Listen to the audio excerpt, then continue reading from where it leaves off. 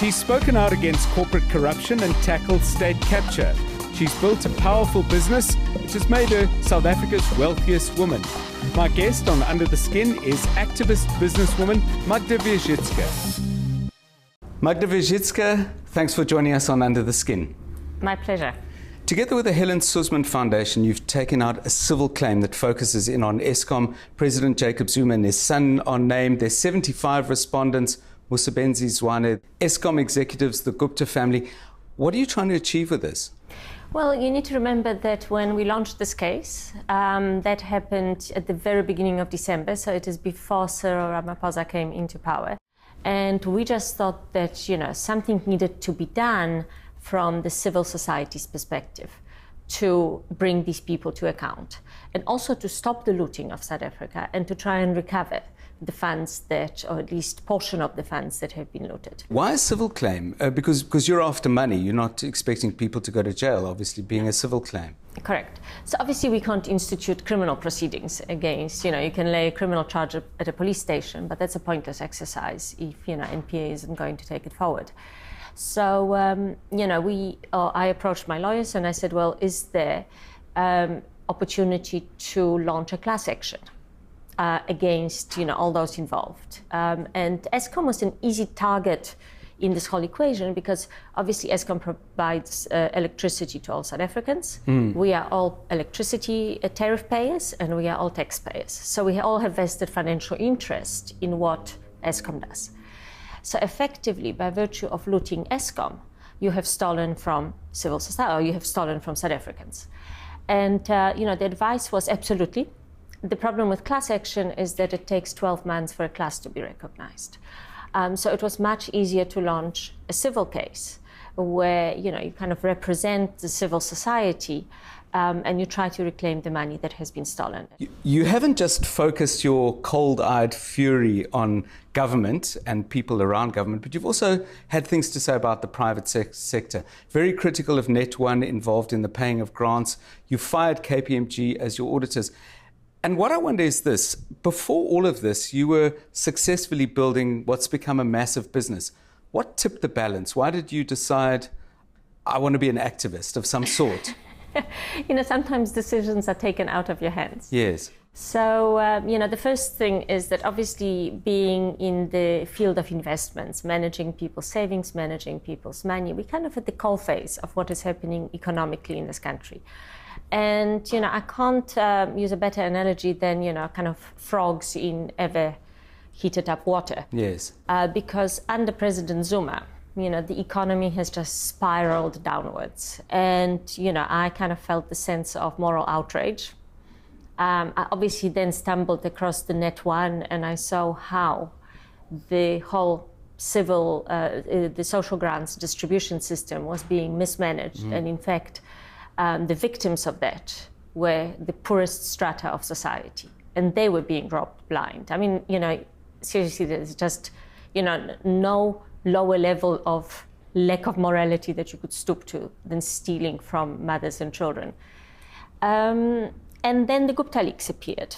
And the Gupta leaks showed us all that corruption in Technicolor. And again, no one was doing anything. So I felt I needed to step up.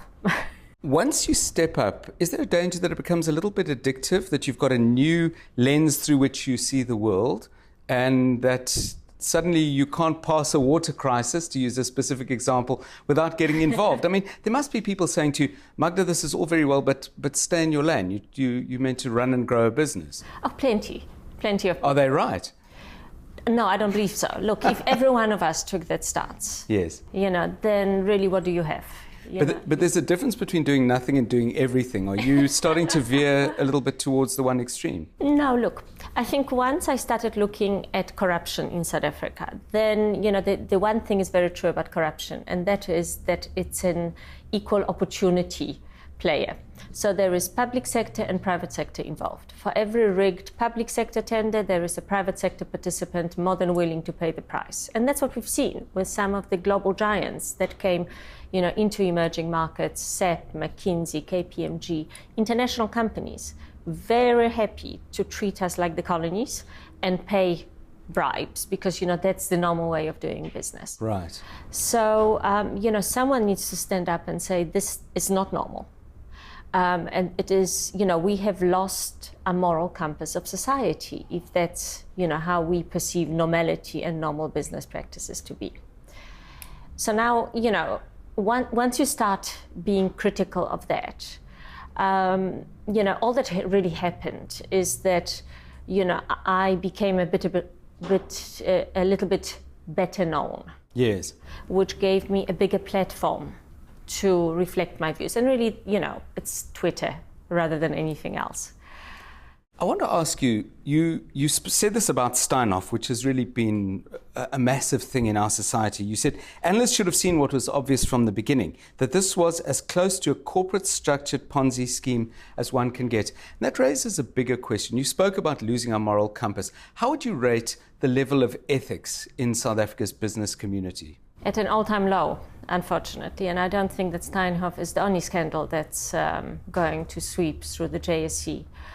I think that under Zuma, the one thing that he has done, and really this is the worst thing that he has done, is he has made corruption an accepted way of doing business. Isn't it a bit unfair to blame him for the lack of ethics of people in extremely expensive suits? You know what? They should look after their own ethics, surely. 100%. Yes. What he has done is he has destroyed the institutions that hold people accountable for acts of corruption or, illegal acts. So that's where the blame lies. Not, he's not responsible for what, KPMG decides to do or McKinsey decides to do. But he is certainly responsible for the fact that he has destroyed NPA or destroyed institutions that should be acting against corruption.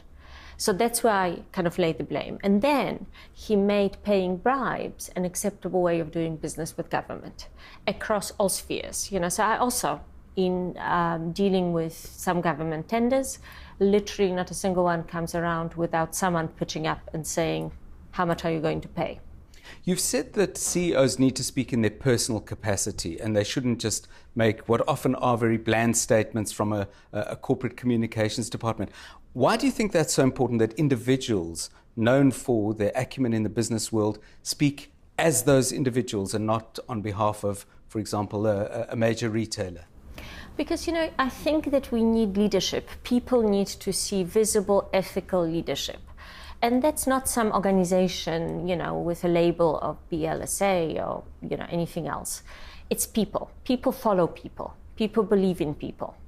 So it's essential that, business leaders, CEOs of companies are seen to take a very, very strong and hard stance against corruption. That gives other people courage to come forward and, for instance, whistleblowers. Yes. Which are essential in trying to clean up what has happened in the past 12 years. But it also inspires other people. Rather than being negative about South Africa, we can become positive about South Africa again. So I think it's essential that other people stand up in their personal capacity.